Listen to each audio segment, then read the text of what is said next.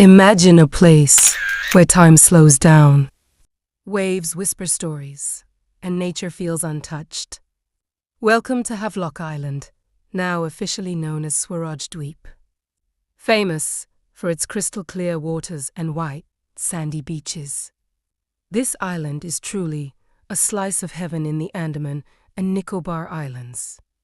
And hidden on its eastern coast lies a magical gem, Kala Pather Beach.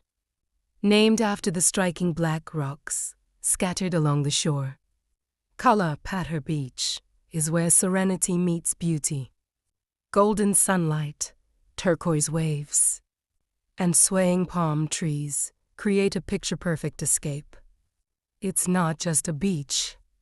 It's an experience. Perfect for sunrise lovers, peaceful walks, and moments of pure calm.